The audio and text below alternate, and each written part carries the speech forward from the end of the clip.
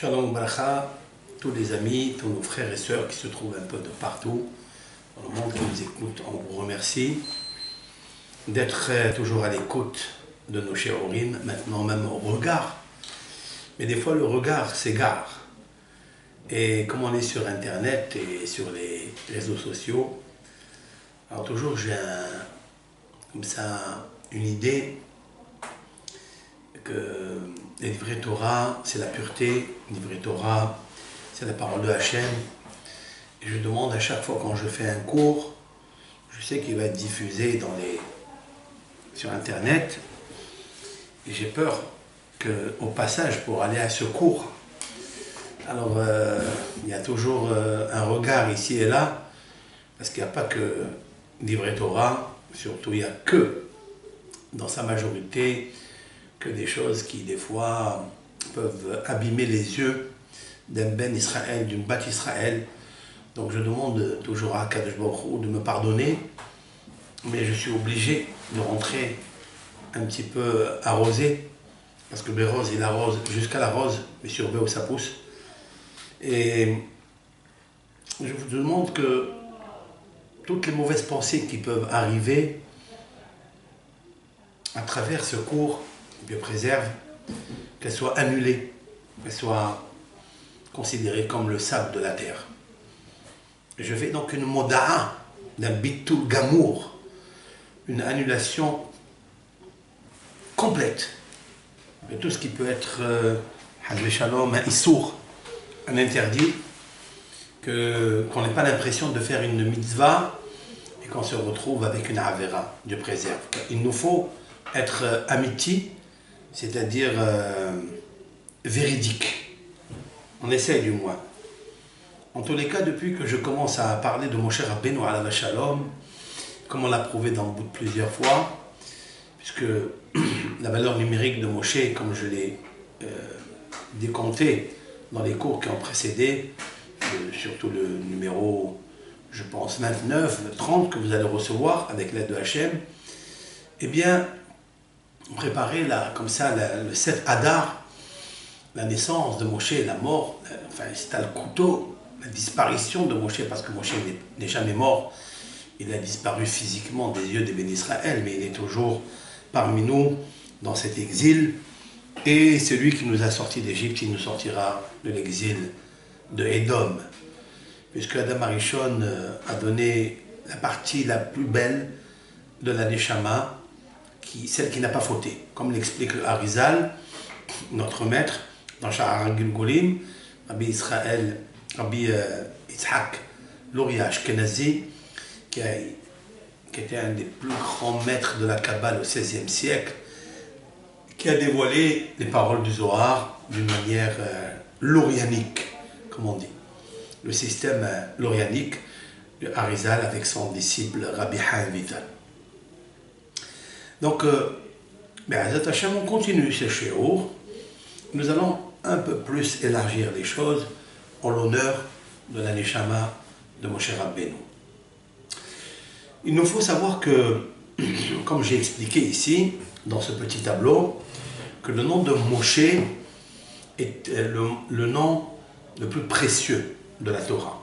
Le plus précieux parce que dans la graphie des lettres de Moshe Rabbeinu transparaît des sources énergétiques de connaissances. Je voudrais maintenant essayer de commenter justement un peu plus le nom de Moshe. Nous avons déjà dit ce matin que le même, lorsqu'un sofer doit écrire la lettre même, il va écrire le chaf. Vous avez vu, voilà, le chaf, c'est la lettre 20 et la lettre vav. Et il doit relier le nom de Hachem avec un petit trait ici. Donc, voilà comment le sofer il va écrire un chaf. Après, il écrit un vav et il doit les relier ensemble pour faire un même. Cette première lettre de la lettre de Moshe, qui est la lettre même, qui est le chiffre 40, ça nous rappelle quelque chose. Que Moshe Rabbeinu, de mémoire bénie, est resté 3 fois au mont Sinaï, 40 jours et 40 nuits. Même symbolise que dans sa naissance déjà, Akadosh Baruch Hu allait le choisir comme le Raya Behemna, c'est-à-dire le berger de la fidélité, le berger de la Emouna, celui qui va diriger le peuple d'Israël dans le désert 40 ans. Mais hélas, il ne rentre pas en RS Israël parce que, en fait, il avait frappé au lieu de parler au rocher, vous connaissez tout cela. Mais le Midrash ne dit pas cela, je vais rapporter un Midrash très intéressant qui donne encore un peu plus la puissance du sacrifice de Moshe Rabbeinu pour le peuple d'Israël. Donc la lettre même, qui est donc le Raf et le Vav, mais ils sont collés, ça voudrait dire que Moshe Rabbeinu était attaché pendant 40 jours et 40 nuits, dans la valeur numérique 40 même, attaché au chiffre 26, au nom de Akadosh Baruch Hu. Vous savez que si on multiplie les 40 jours et 40 nuits que Moshe Rabbeinu est resté dans le Har Sinaï, qui est un chiffre d'ailleurs qu'il nous faut comprendre, pourquoi 40. Il faut savoir que si on multiplie 40 fois 24, puisqu'il y a 24 heures dans la journée, il est resté 24 heures, donc 12 heures la nuit, 12 heures le jour, est égal à 960. Ce chiffre 960. À quoi il correspond ce chiffre de 960? C'est-à-dire la valeur numérique que Moshe Rabbeinu a dû rester, qui était urgente et nécessaire pour recevoir la Torah. Mais ce chiffre-là est la même valeur numérique du volume qui se trouve dans un mikvé d'immersion. Le mikvé de Akadosh Baruch Hu, qui nous a dit qu'il faut que le lépreux soit la femme qui est indisposée, après qu'elle ait gardé, observé les 7 jours de purification, elle doit se plonger dans ce qu'on appelle tatkas en hébreu, tatkas, voilà, en termes de Mishnah, tatkas login. Tatkas login, c'est-à-dire 960 log. Log est une mesure d'eau qui fait en fait dans les 700 ou 750 litres d'après certains décisionnaires. Il y a d'autres moins.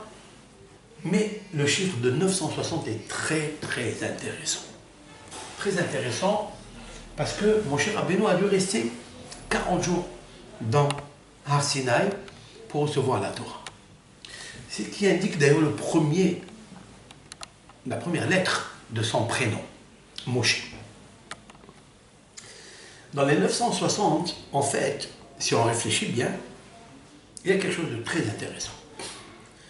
Quand une femme ou un homme doit rentrer dans le mikvé, avant de rentrer dans le mikvé, elle est dans une situation très troublante, très difficile. Puisqu'elle subit comme une mort. Parce que l'écoulement de chaque mois va l'affaiblir. Non, Khamim m'ont dit pourquoi. Parce qu'elle a versé le sang de Adam Arishon. Donc elle devra corriger. Dans ce monde, on est là pour corriger. Et quand on corrige, c'est une grande satisfaction de corriger les infractions que nous avons commises. Il faut prier à Hachem et remercier Hachem que tant qu'on est dans ce monde, la durée de vie que Hachem a décrétée dans la naissance, il nous faut savoir que c'est une très grande chance de corriger. Il faut prier pour corriger. Avant de quitter ce monde et vivre dans un monde qui est peu connu, où l'homme est très fasciné de savoir qu'est-ce qui se passe d'abord, la peur. Mais tant qu'il est ici, tant que la bougie est allumée, sa neshama est allumée, il peut réparer. Comme Rabbi Israël Salanter, un des grands maîtres qui a vécu à 110 ans, avait rencontré ce cordonnier tard dans la nuit et il lui dit: mais qu'est-ce que vous faites, monsieur? Donc tard dans la nuit, 2 heures du matin, vous avez encore du travail? On lui dit: écoutez, monsieur le rabbin, tant que la bougie elle est allumée, avant il n'y avait pas la lumière comme on a aujourd'hui, donc il travaillait à la lueur d'une bougie, tant que cette bougie est allumée, ben je peux réparer encore des chaussures. Et Rabbi Israël Salanter, quand il a entendu ça, du cordonnier, je peux réparer des chaussures, il a dit: tiens, il faut être sûr, il faut être chaud. Chaud, sûr. Et il faut être chaud dans Avodat Hashem, et très sûr aussi.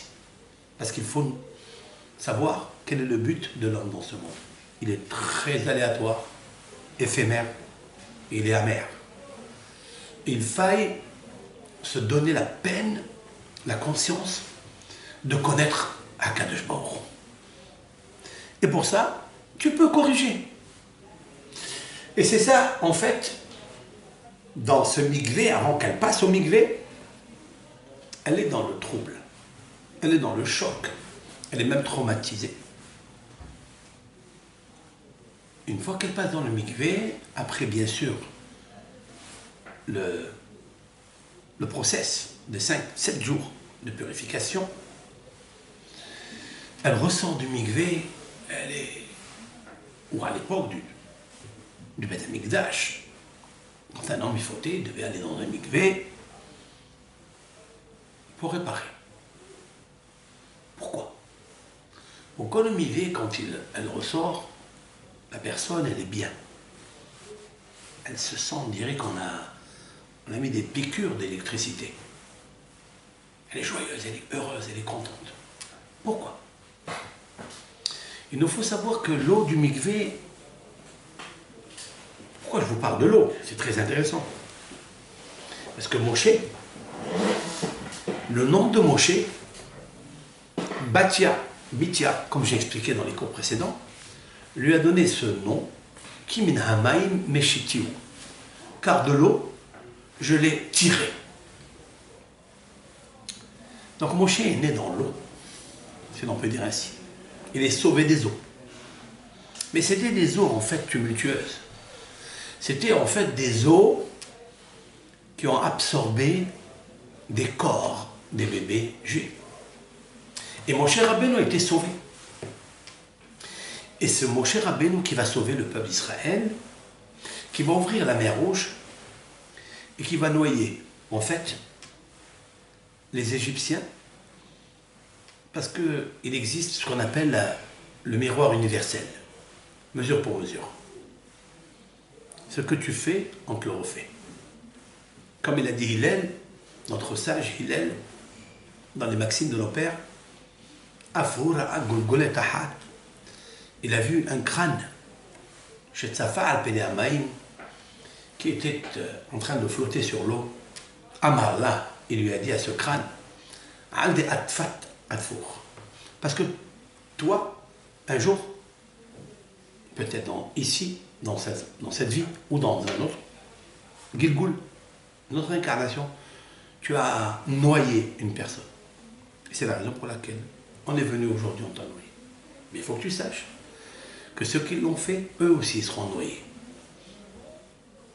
Qu'est-ce qu'il a voulu nous apprendre? Il est l'histoire du Gilgul, mais dans l'eau, dans le maïm.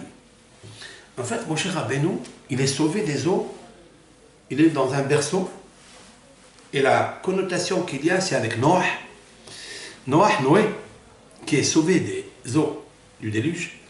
Il est dans un berceau, c'est la Teva de Noé. Il est à l'intérieur de la Teva. Et Akadosh Baruch Hu le sauve. Il nous faut savoir pourquoi. Parce qu'il a trouvé grâce aux yeux de Hachem. Parce qu'il était tzaddik. Il a été sauvé des eaux. Moshe Rabbeinu aussi, on a expliqué dans le cours 28 ou 29, je ne me rappelle plus. Eh bien, il a été sauvé des eaux. Maïm. C'est la raison pour laquelle Moshe Alav Shalom, il va rester dans le Har Sinaï pour recevoir la Torah qui est comparée au Maïm, à l'eau, puisque la Torah elle descend des hauteurs et elle va se nicher dans les cavités, dans les fentes, là où c'est le plus bas, l'eau elle s'intègre, comme Moshe Rabbeinu qui était le plus humble des hommes. J'ai expliqué ce matin. Et en fait, Moshe Rabbeinu devra rester dans le Har Sinaï 24 fois 40, cela fait 960. Alors là, il s'est senti bien. Eh bien, la personne qui doit retrouver les esprits, la tunique de lumière qu'elle a perdue après la faute, elle devra rester dans le mikvé qui a une valeur de 960 log, qui est en hébreu tatkas. Tatkas, ça veut dire 960 en hébreu. Maintenant, ensemble, nous allons voir quelque chose d'extraordinaire. C'est que il y a une fois une femme qui m'a demandé la question. Elle est venue me demander comment ça se fait que j'ai cette asthme. Elle avait une asthme chronique, une asthme très très dure. Et tous les jours, c'est des piqûres et des piqûres et des piqûres. Bon, vous savez très bien, elle était avec son mari. Et vous savez qu'un rave, toujours, il conseille de faire attention aux piliers, la base fondamentale d'une maison, c'est la pureté familiale.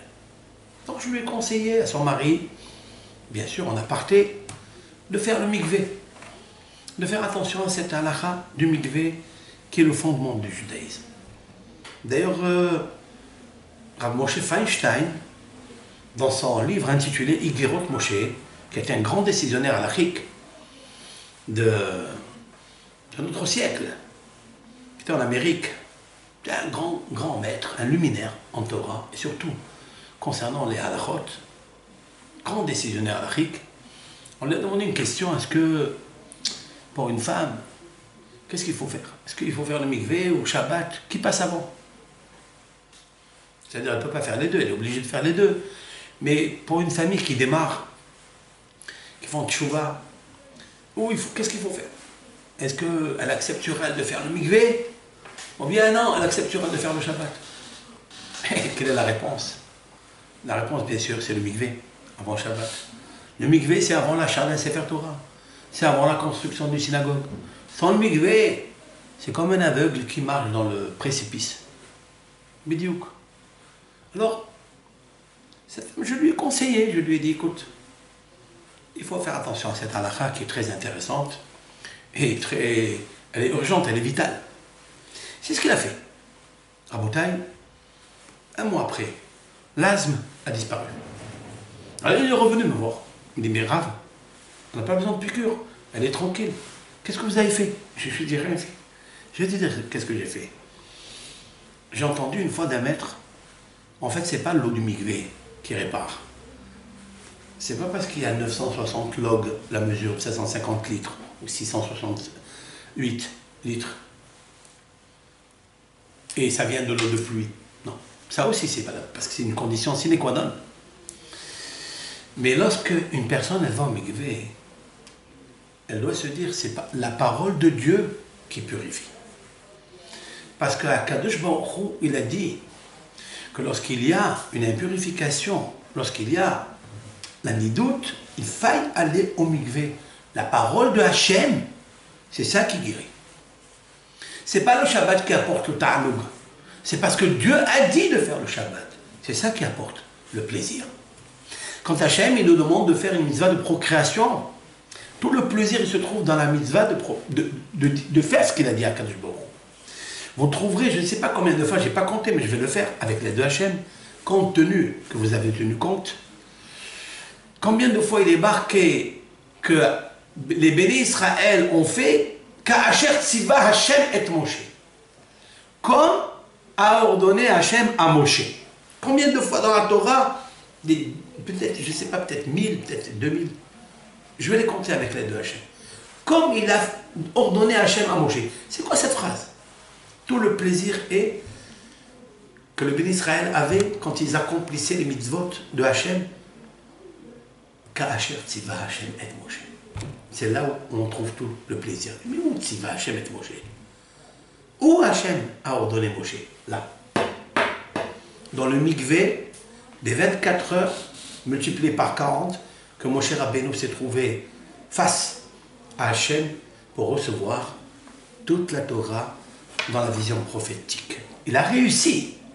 Il a réussi à nous amener cette Torah qui est en fait dans le Sefer Torah qu'il a écrit à l'âge de 120 ans. Je ferai un cours demain, Be'ezrat Hashem, pour expliquer la force du Sefer Torah qu'a écrit Moshe Rabbeinu. Et cette femme-là, elle m'a demandé, mais qu'est-ce qui se passe? Pourquoi? Ok, alors je lui ai dit comme ça. Je lui ai dit, vous savez que l'être humain, il est composé de 4 éléments de base. 4 éléments de base. Quels sont les 4 éléments de base? Eh bien, vous avez, on va aller du plus léger au plus lourd. Vous avez le Hesh, qui est la valeur numérique de 301. Hesh, le feu. Il y a des énergies à l'intérieur de l'homme, Hesh. De ce Hesh, de ce feu qui existe en l'homme, il peut provoquer le kaas, la colère. Dans la période où elle se trouve dans une certaine excitation, c'est normal. Pourquoi? Parce que Dieu, dans la Genèse, il lui a dit ça. Il lui a dit à Hava, Be'etzev, Be'etzavon, Tiedibanim. Avec excitation, avec contraction, avec atzvut, anxiété. Quand on est inquiet, quand on est anxieux, on est un peu nerveux. On remue le Hesh, le feu qui est à l'intérieur de nous. Ça, c'est le feu qui est le plus léger. Après, vous avez le Ruach, c'est-à-dire l'air qui se trouve à l'intérieur de nous. Vous avez après le Maïm et vous avez le Afar. Le Maïm et le Afar. La valeur numérique de tout ça est égale à 959. 959. Cette valeur numérique, elle provient parce qu'il y a un déséquilibre à l'intérieur des 4 éléments de base de l'homme. Il y a un livre qu'a écrit le disciple de Arizal qui s'appelle Rabbi Haïm Vital. Haïm, c'est la vie, et Vital, il a vitalisé la vie grâce à ce livre. Pourquoi? Parce que dans ce livre, qui s'appelle d'ailleurs Sha'ar HaGdusha, le portique de la sainteté, de quoi il s'agit? Il parle de la différence qu'il y a entre quand je dis Ani, c'est-à-dire moi, quand je parle de mon corps. Comme il a écrit Job, Iov, il a dit, tu m'as confectionné avec des veines, avec des tendons, avec la peau, avec la chair, avec les os. Comme une souka, tu m'as couvert. Et il parle des tendons, il parle du corps. Tu m'as couvert. Qui m'a? C'est quoi moi?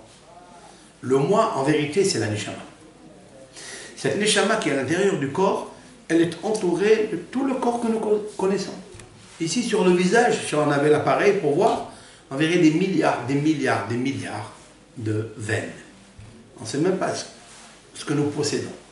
Et tout est dirigé par l'unicité du nom de Dieu. Les 4 éléments de base qui sont reliés avec les 4 acides bilaires, il faut savoir le jaune, le rouge, le blanc et le noir, ils sont en référence avec ces 4 éléments de base. À savoir que des fois les globules rouges et les globules blanches, ils font une guerre entre eux. Parce que les rouges, c'est Ma'adim, c'est la planète Mars. Et les globules blanches, c'est le halab, c'est la tendance adolescence, douceur, l'innocence. Quand ils font la guerre entre eux, il y a un déréglage qui se fait dans le corps humain. Surtout à cette période-là, c'est la raison pour laquelle Moshe n'a pas mangé, n'a pas bu. Parce que Moshe Rabbeinu, il voulait pendant les 960 heures qu'il a passé avec Akadosh Baruch Hu, il a voulu qu'aucun aliment ne rentre dans son corps, de façon à laisser son corps reposer pour qu'il y ait une stabilité et une régulation des 4 éléments de base, que l'un ne vient pas dévorer l'autre. C'est ce qui fait en fait la maladie de l'homme. C'est qu'il y a un élément qui est monté un peu plus de fer, plus d'eau, plus de... Par exemple, quand quelqu'un, une personne a la boulimie, par exemple, il va manger, c'est quoi ça? Ça arrive. Et le pauvre, on ne peut pas l'arrêter. Eh bien parce que l'élément de base eau a pris la supériorité sur les autres. C'est la raison que vous allez voir, il est froid. Comme un malade qui est froid. Il faut le chauffer par des piqûres, par des médicaments. Ça veut dire qu'en fait, Akadosh Baruch Hu a créé 4 éléments de base, 4 acides bilaires, mais tout ça, bien sûr, c'est relié avec le nom de Dieu, avec Yud Ke Vav Ke, c'est sûr et certain. Et donc, quand elle se trouve dans une situation avant le mikvé, parce que c'est son seul espoir, comme le mot mikvé, ça veut dire mikvé, c'est kavé Hachem, espérance. Eh bien, elle devra entrer dans les 960, à l'intérieur.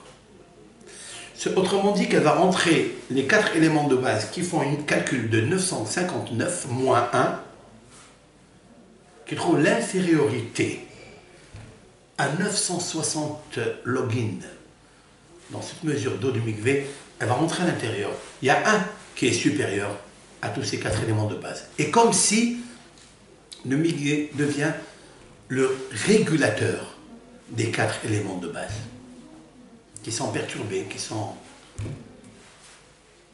irréguliers. Et c'est la raison pour laquelle la mikvé, elle est bien. Elle se trouve bien. C'est un autre visage. La raison, c'est ça. Eh bien, quand il y a un plasme, quand il y a c'est-à-dire que le feu est monté un peu plus. Lorsque le feu est supérieur à l'eau, il a dépassé le quota, le dosage que Hachem Barach il a créé en elle. Et ça pourquoi? Bien sûr qu'il y a une excitation, il y a des anxiétés. Eh bien, il faut savoir que l'élément de base feu a augmenté sa pulsion. Et c'est la raison pour laquelle elle se trouve dans cette situation d'asthme. C'est pareil pour toutes les autres maladies. Il faut savoir que, avec l'aide de Hachem, le mikvé va réguler ça. C'est ce qui s'est passé.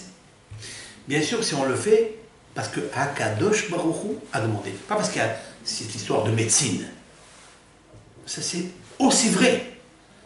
Mais ce qui coiffe la couronne de tout, c'est quand je descends dans le mikvé, je dis, je vais descendre dans le mikvé et je vais me purifier parce que Hachem a dit que je vais me purifier. Et c'est là où on reçoit toute la force. Moshe Rabbeinu, Alav Shalom, il nous l'a enseigné ici. Uniquement dans le même. C'est ça qui obtient le chiffre 26. Maintenant, le chiffre Shin, c'est le chiffre 18. Qu'est-ce que ça veut dire? Que quand on passe au mikvé, dans les 40 CA, c'est-à-dire c'est une mesure de la Torah, qui sont les 960 logs, eh bien, on sort Hay. La valeur de 18, c'est Hay. Hay, c'est la vie. Marqué ici, Hay. C'est extraordinaire. Hay. Et après, vous avez le chiffre 14. Parce qu'une fois qu'on est Hay, on obtient le He. Le He, j'ai expliqué plusieurs fois au nom de Rabbi Behaye, c'est un Zohar Kadosh d'ailleurs, c'est la procréation. Le He est une lettre de procréation, comme on l'a déjà cité au nom des commentateurs, le Hida notamment, le Ravad, que le He a été ajouté à Sarah, à Abraham, parce qu'ils étaient stériles, et le He est la lettre amplificatrice de la procréation. C'est intéressant. Ce qui nous donne en tout, j'ai expliqué ce matin, 58 qui est le hen, la grâce. Juste pour intéresser un peu plus, c'est que si on ajoute à la grâce, on ajoute un hé, voilà, ça s'écrit hen. Si on ajoute le hé, ici, parce qu'il faut toujours ajouter le hé à la shekhinah, à la grâce, donc ça fait hana. Hana, ce sont les trois lois de la femme, hala, nida, adlaka. Les premières mitzvot que la Torah a demandé au peuple d'Israël quand elle rentre en Eretz Israël, c'est le prélèvement de la hala. Pourquoi ils ont choisi en Eretz Israël, par la première mitzvah du peuple d'Israël, hein, c'est de commencer par la hala. Les commentateurs, bien sûr, référence avec Adam Rishon, elle a impurifié Hava. Le het, c'est Hava, het, Hava, à cause du het, péché. Hala, Halato shel olam, c'est-à-dire, à Kadosh Baruch Hu, Adam Arishon était le premier prélèvement de Akadosh Baruch Hu. Et comme ça s'est passé en Eretz Israël, dans le Gan Eden, quand on rentre en Eretz Israël, il faille corriger la première mitzvah qu'elle n'a pas accomplie. Hava, d'avoir souillé, à cause de la faute, le corps de Adam Arishon, le gouffre. C'est la raison pour laquelle, dans notre prière, on va prier sur le Mashiach, et semach David Abdecha, me'erat tzmiach, v'kamno tarum bishuatecha. J'explique. Et semach David Abdecha, c'est-à-dire le rayonnement de ton serviteur David fait pousser. Kamno tarum bishuatecha, son rayonnement, tu n'as qu'à l'élever par ta délivrance, la délivrance de Hachem. Parce que, comme je vous ai dit, que Akadosh Baruch Hu ne peut pas sauver le peuple d'Israël si la Shekhinah elle est encore en galoute. Lorsqu'on aura compris qu'il faille la ramener à sa maison, Beth Amikdash, là où elle était, mais Azat Hachem pour le 3e temple, lorsque Akadosh Baruch Hu va réunir l'Israël entier. C'est pour ça qu'il faut penser toujours même à ceux qui sont très très loin, les ramener avec nous. Bien après, on dit Baruch Ata Hashem, source de bénédiction Hashem, Matzmiyah, Keren, Yeshua. Une prière que vous connaissez toutes et tous. Matzmiyah, celui qui fait pousser, Keren, le rayonnement, Yeshua, de la délivrance. Ici, il y a un très grand secret. Un très très grand secret. Alors à quel moment Akadosh Baruch Hu va faire rayonner la délivrance de la Shekhinah et le rassemblement des exilés d'Israël? À quel moment? Si vous regardez la fin des mots, ici, pour tous les hommes qui prient et les femmes qui prient au moins une prière par jour, ce serait bien celle de Shaharit, celle du matin. Regardez la puissance de nos maîtres, c'est-à-dire 120 rabbins, qui est l'assemblée d'Israël, Knesset Hagedolah. Il y avait 120 rabbins, parmi eux, au moins 20 prophètes, dont Mordechai Yehudi, Haggai, Daniel, Malachi. Ils ont institué cette prière, elle est remplie de secrets. Vous avez la fin des mots Matzmiyah, il y a le het, je vais le marquer ici, le het. Après vous avez, ça c'est Matzmiyah, la fin. Après Keren, il y a le Nun. Yeshua, il y a le He. Hana, ce sont les 3 mitzvot de la femme. Hala, c'est le prélèvement de la hala. Nun, le nerf, elle a éteint la neshama, on ne peut pas dire ça, la neshama, elle a éteint le nerf, c'est-à-dire le nefesh de Adam Arishon, et le he, hadlaka, ça c'est la nida, pardon, hana, het c'est hala, prélèvement, nun c'est la nida, et le he c'est la hadlaka. C'est ce he qui nous manque. La hadlaka, ça veut dire à quel moment Mashiach va allumer la menorah dans le Beth Amikdash, lorsque la femme va allumer sa bougie le jour de la veille de Shabbat, juste après, avant le coucher du soleil, et quand elle va réparer ça, alors Matzimiach Keren Shua. Il faut savoir que Akadosh Baruch Hu, il enverra les rayonnements du Mashiach. Obligatoire. Et c'est la raison pour laquelle cette mitzvah est très intéressante.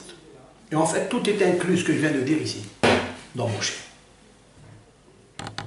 Maintenant, nous allons entrer un peu plus. Ici, vous allez voir, avec l'aide de Hachem, si on consulte la Bible, c'est-à-dire la Genèse, vous avez 5 livres de la Bible. Si on consulte bien la Bible, vous trouverez, depuis Bereshit jusqu'à Devarim, puisqu'il y a 5 livres, le mot hen, qui est la grâce, parce que c'est très important ce mot-là. Très, très important. Nous le verrons chez Esther. Esther va timtsa hen be'ene kol ro'ea. Après 3 jours de jeûne, Esther va quand même trouver grâce aux yeux du roi. Et il va la recevoir, il va l'accepter. On se demande, mais qu'est-ce qui se passe là? Le hen, c'est très très important. Si quelqu'un réussit à avoir le hen, Akadosh Baruch Hu, il peut lui donner toutes les brachot du monde. Il peut obtenir de Hachem ce qu'il veut. Et pour obtenir le hen, nous allons expliquer comment. Eh bien, si on multiplie le mot hen dans 27 fois, 27, il est marqué dans la Bible que 27 fois. 27 fois, je parle du Chumash, c'est-à-dire dans les 5 livres de la Bible. Si on calcule cela, on va trouver des choses merveilleuses, extraordinaires. Ça donne un chiffre. Je l'ai calculé ici. C'est le chiffre 1000. Voilà, je vais sortir de là. Qui est un chiffre extraordinaire. C'est 1566. Absolument, le voilà. Il est là. C'est 1000 égale 1566.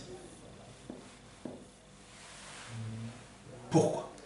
Il me donne quoi? Je viens de vous dire que Moshe, toute sa force de Moshe, tout le nom qui est ici caché, c'est en fait le hen. Moshe a trouvé grâce à Hachem. Hen, il a trouvé grâce aux yeux de Hachem. Chaque fois que vous trouverez le mot hen, c'est-à-dire les 27 fois qui sont marqués dans la Bible, vous trouverez qu'à côté, il y a marqué be'ene, aux yeux.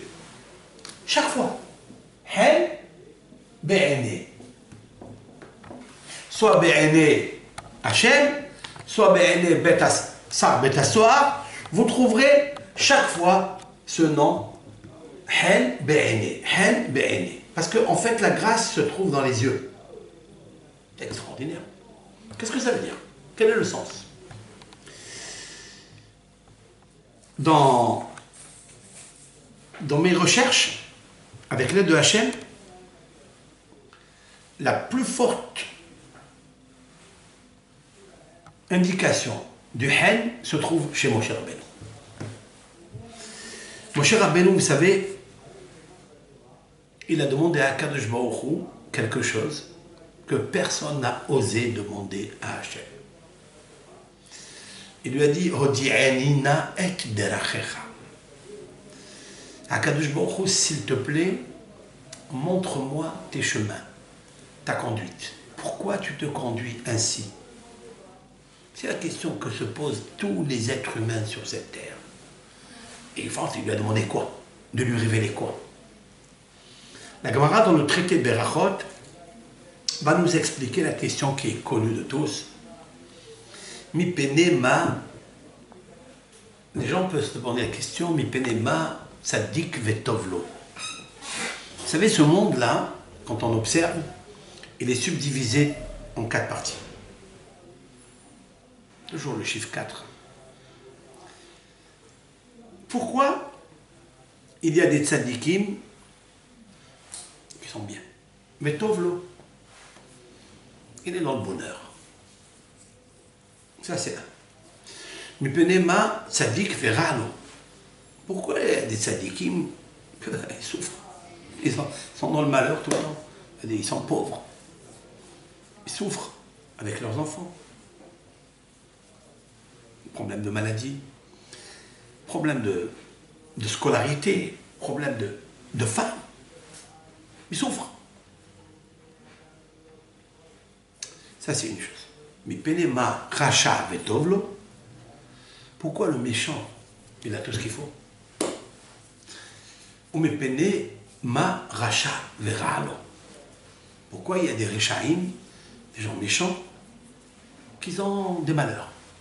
C'est-à-dire, on ne peut pas dire que tous les méchants ont du bonheur. Il y a aussi ceux qui ont des malheurs. Pourquoi?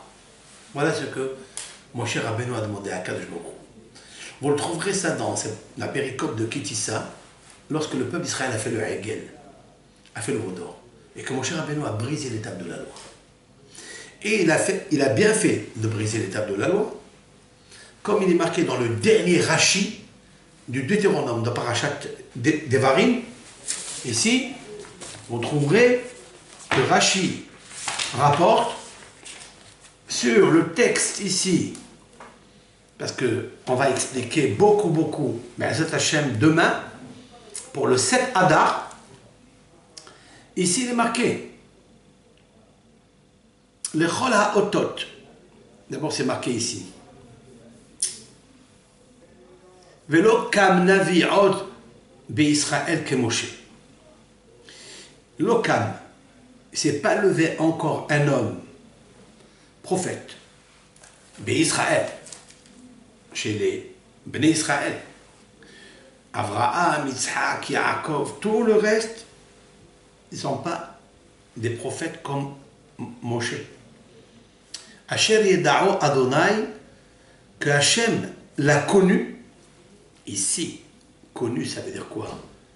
L'a aimé. Panim el panim, face à face. Ça veut dire quoi? Dieu n'a pas de face. Mais la face de Dieu, c'est-à-dire la sagesse. Moshe Rabbeinu a compris qu'est-ce que Akadosh Baruch Hu. Panim, ça veut dire qu'il a vu le visage de Dieu. Cela veut dire qu'il n'avait aucune question quand Dieu parlait avec lui. D'une manière claire. Pas d'une manière comme les autres prophètes, où il faille expliquer la devinette. Hidot, on appelle ça. Comme une hida. Hida, het yud dalete, c'est une énigme, une devinette. Ça veut dire un prophète comme Avraham, comme Yitzhak, ils ont vu des choses, mais ils n'ont pas vu à 100% ce que Dieu voulait leur transmettre. Moshe Rabbeinu a vu la chose comme elle est.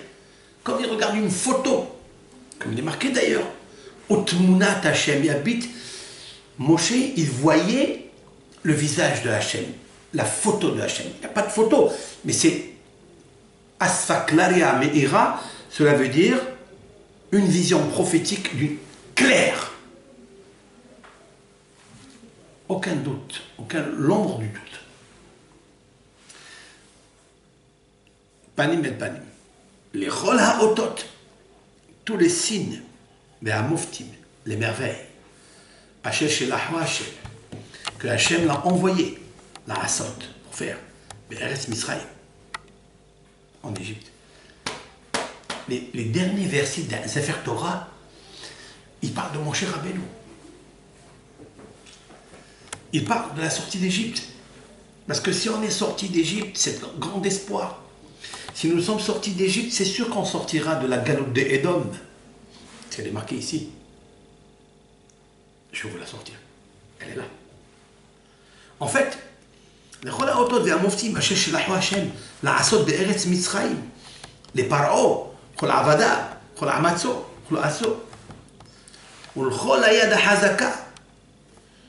et avec la main forte, la vénération, et Rachid dit, c'est quoi les Israël? C'est quoi les d'Israël?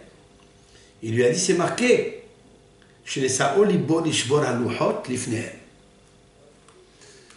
que Moshe Rabbeinu a pris la responsabilité de briser les tables de la loi. Il parle de ça, c'est extraordinaire, ce Rashi. Il a brisé les tables de la loi à leurs yeux. Et Akadosh Baruch Hu lui a dit, il a fait Asher Shibarta, Yasher Kohar Sheshibarta. Yasher Kohar Sheshibarta, cela veut dire quoi? Hazak Baruch. Voilà ce que ça veut dire. Bravo, ce que tu as fait, Moshe. Rashi, c'est très étonnant qu'il termine avec une phrase comme ça. Alors, je vais vous dire quelque chose qu'il a dit le Rav Hida à la Shalom. Pourquoi Rashi, il a commencé, il a fini avec, en fait, Shibarta, ça veut dire avec un tav. Shibarta comme ça. Voilà la dernière lettre avec laquelle Rashi va terminer son pirouche, son commentaire qui est un commentaire fabuleux, avec la lettre tav. Pourquoi? Est-ce que ça a été fait par hasard? Non. Vous savez que Rashi a jeûné 613 jeûnes avant de publier son livre, son commentaire sur la paracha, qui est le commentaire le plus vaste, le plus commenté des commentateurs. Et quand il a fini de jeûner les 613 jeûnes, il est allé voir un petit peu les rabbins qui se trouvaient dans le monde entier. Il a voyagé pour voir, peut-être, regarder l'homme de vérité que c'est Rashi. Peut-être il y a un autre commentateur dans son contemporain qui a écrit peut-être un commentaire mieux que lui. Regardez l'homme qui recherche le Hémet. C'est pas dit, ça y est, voilà, j'ai fini mon commentaire sur la Bible et moi je suis fier de moi, je vais publier ça. Non, non, non. S'il y a quelqu'un mieux que moi, j'effacerai tout ça. Je ne publie pas. Comment il s'est soupçonné? Comme un homme, il doit se soupçonner. Peut-être tu as tort, peut-être tu es dans le sheker, peut-être dans le mensonge. Et en fait, il n'a pas trouvé. C'est-à-dire, les rabbins qu'il a rencontrés, ils lui ont dit, Rashi, c'est impossible, tu es le prince des commentateurs de la Bible.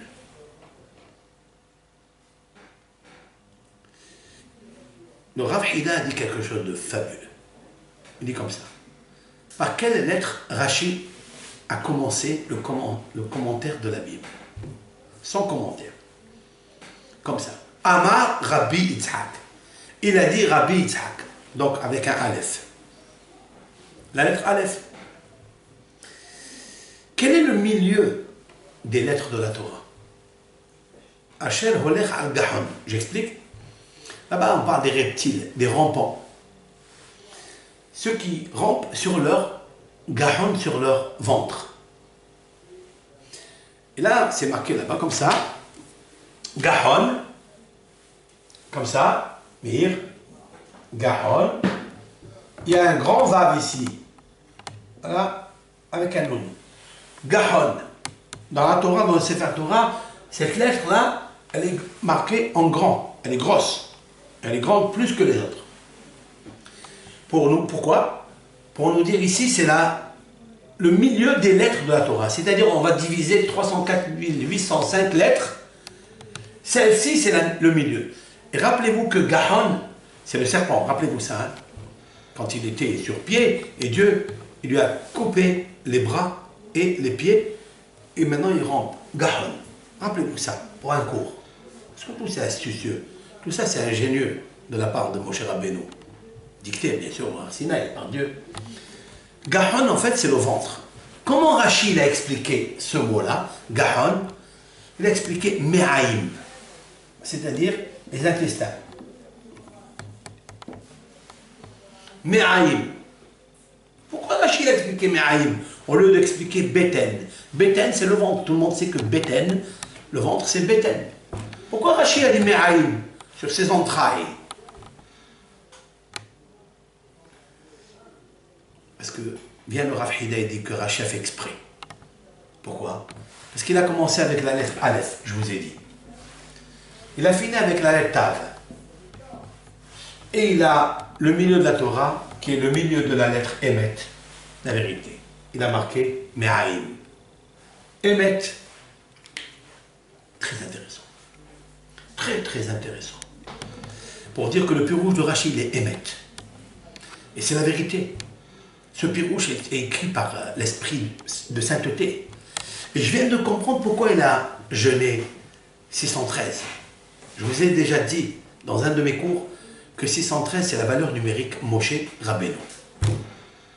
Moshe Rabbeinu, je vous ai expliqué dans le cours 28 ou 29, vous le verrez, que Moshe Rabbeinu, dans sa valeur numérique déployée, est égal à 446, qui est la même valeur numérique que Ha-Emet, la vérité.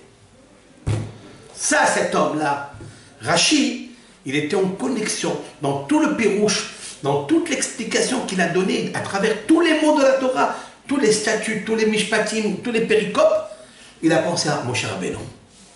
Et quand on pense à Moshe Rabbeinu, hop, il descend en lui, il a ce qu'on appelle Ha'ara. C'est un éclaircissement exceptionnel de prophétie qui peut descendre chez Rachid. Oui, pourquoi pas? Voilà ce que ça veut dire. Pourquoi Rachid, il a expliqué. Et d'ailleurs, c'est les premières lettres de la Torah, Bereshit, Bara, Elohim. Les premiers mots de la Torah, Akadosh Baruch Hu a signé le mot Emet, comme vous pouvez le lire, expliquent les commentateurs. Bereshit, il y a un Tav, Bara, il y a un Aleph, Elohim, il y a un même Aleph, même Tav, Emet. Le sceau de Dieu, c'est Emet. Rachid s'est dit, si je commence à expliquer le sceau de Dieu, le Emet, je suis obligé, moi aussi, de signer tout mon commentaire avec le mot Emet. Et c'est ce qu'il a fait. Voilà, c'est ça la Torah. La Torah, c'est tout le Emet du Emet. Et tout ça se trouve où? Chez Moshe Rabbeinu. C'est très intéressant ça. Maintenant, comme c'est Emet, à quoi correspond cette valeur numérique? J'ai cherché, travaillé. Je voulais vous dire ceci. En fait, la valeur numérique de... Donc, 27 fois le mot hen, qui est la grâce, ce chiffre 27, nous l'avons extrait des 5 livres qu'a écrit Moshe Rabbeinu, c'est ça qui m'intéresse. Il y a 27 fois le nom hen, et c'est pas fortuit. D'abord, le chiffre 27, c'est le chiffre qu'on appelle Zar. Zar, cela veut dire la pureté. Le Zar, comme ça c'est écrit. Zar, c'est le Zaïn et le Khaf. C'est-à-dire, Zar, c'est la pureté. Zar, c'est les 27 lettres de la Bible, l'alphabet. C'est égal à Zar. Nous avons 27 lettres dans la Bible, c'est-à-dire 22, et celles qui sont les 5 finales, il y a 27 lettres. Zar. Comme si chaque lettre dirigeait un mot de hen, qui se trouve bien sûr dans Moshe Rabbeinu, qui donne ce chiffre-là, 1566 force, qui correspond à quoi? J'ai trouvé qu'il correspond Léotsi, Béné, Israël, Mimitzraïm.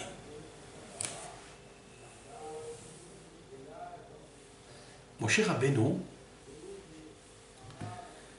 a sorti, il était le Shaliach, l'ambassadeur de Dieu, pour nous faire sortir de Mizraïm, qui était une chose impensable. implacable. Vous ne pouvez même pas rêver que quelqu'un pouvait sortir d'Égypte, excepté par la force de Dieu, Moshe Rabbeinu. Et en fait, Moshe Rabbeinu, maintenant il veut comprendre quelque chose d'extraordinaire. Comment on sort de cette galoute? Et il demande la question à Dieu, je ne comprends plus. C'est pas qu'il avait un doute, c'est qu'il veut comprendre quelque chose que personne ne peut recevoir de Dieu. Ça veut dire que tout ce qu'on est en train de faire là, c'est à peu près une vérité. Mais nous ne la connaissons pas, il faut avouer. On est très loin de la vérité. Ce sont des commentaires, ok, ça fait plaisir, l'oreille entend, la neshama elle profite, elle est joyeuse.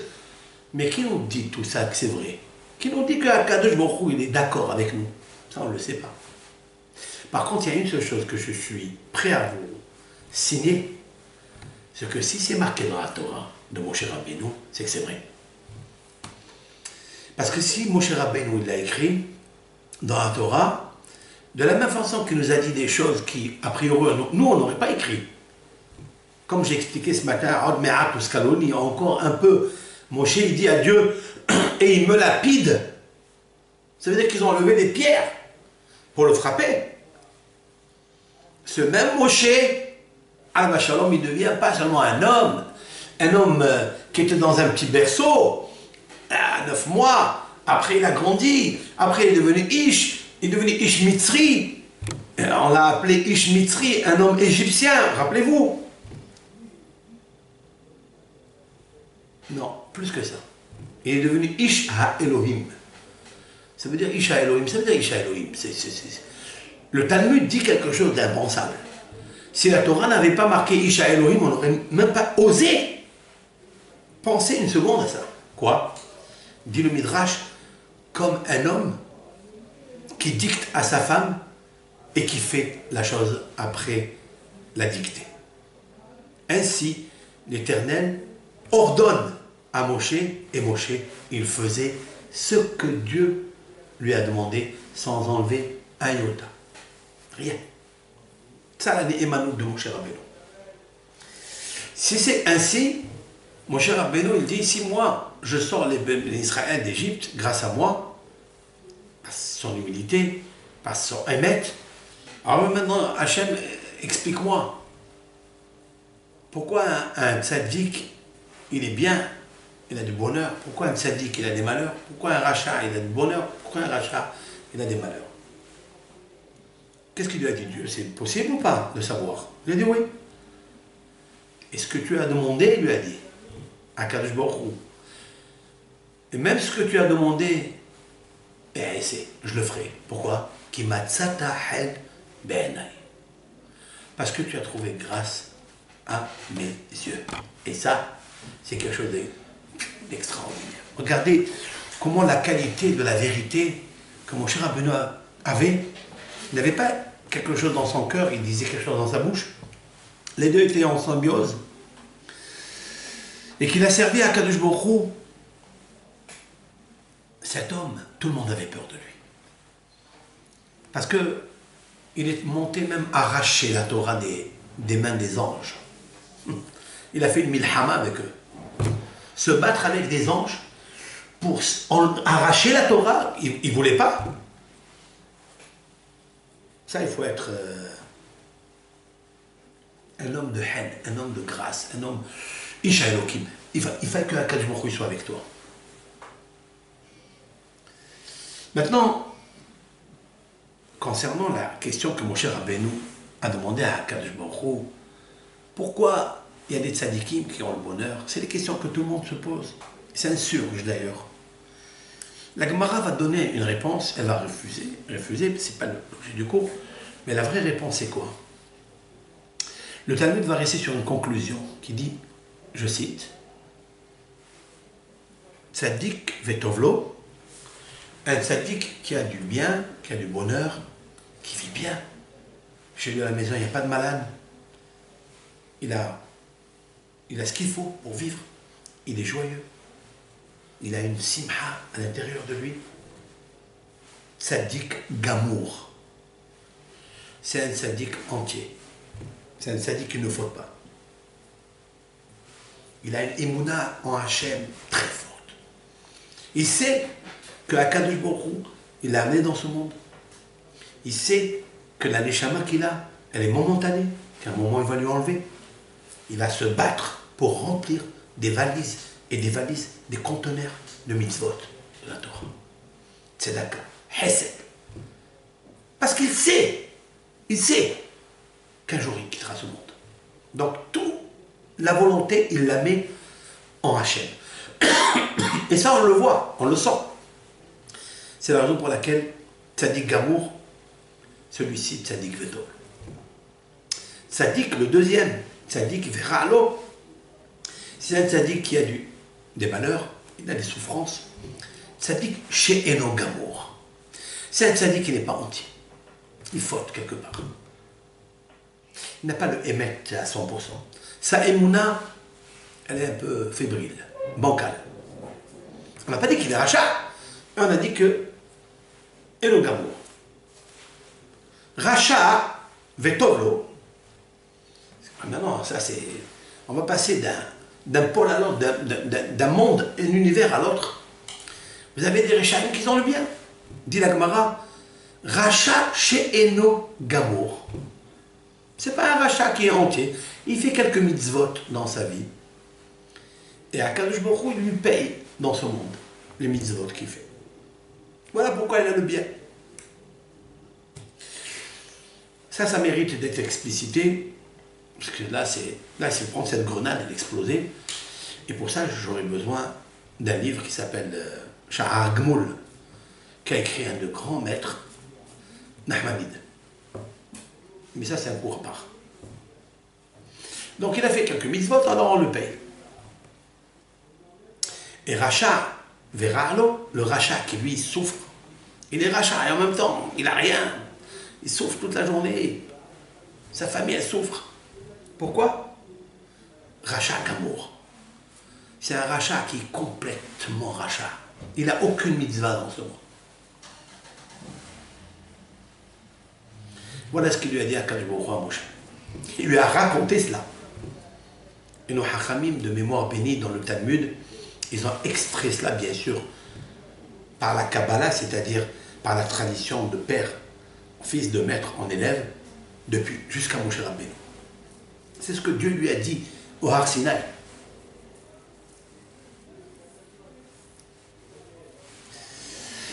Ça c'est Moshe Rabbeinu à la vache. Qui est plus grand que Moshe Rabbeinu? Il n'y a pas. Ça n'existe pas. Tu as trouvé grâce à mes yeux. Ce même Moshe, il nous dit des halachot dans la Torah, on ne les fait pas. Ça veut dire quoi? Deux choses l'une. On est hacham, on est sage, on est intelligent, et on va se précipiter pour le faire. Comme a dit le Chovot al-Vavot, le devoir des cœurs, Rabbeinu Behaye ben Adayan, il a écrit le devoir des cœurs, Chovot al-Vavot, qui est traduit en français, mais traduire c'est trahir. Il a dit comme ça, il a dit que dans les portiques de la Teshuvah, ce sont des portiques, il a dit que le Yasigla Tov Hayom Ela Memahe Ela. J'explique. Aujourd'hui, chaque seconde, celui qui veut acquérir le bien, il faut courir pour le prendre. Parce que il peut disparaître comme ça. Tu as une occasion de faire une mitzvah, fais-la. Ne cherche pas demain après-demain. Tout de suite, fais-la. Comme mon cher Rabbeinu, il s'est empressé tout le temps de faire les mitzvot. Comme il a dit le Midrash, Isha Elokim, comme un mari, il dit à sa femme, fais-moi un bon plat, fais-moi ça. Et elle le fait.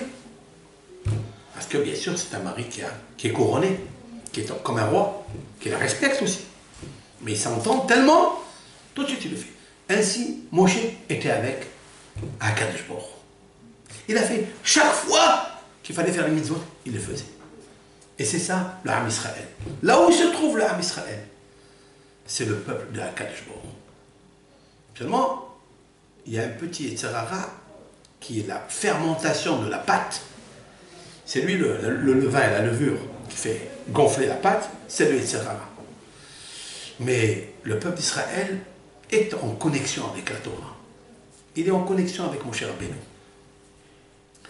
Iratson, que le sroud de Moshe Rabbeinu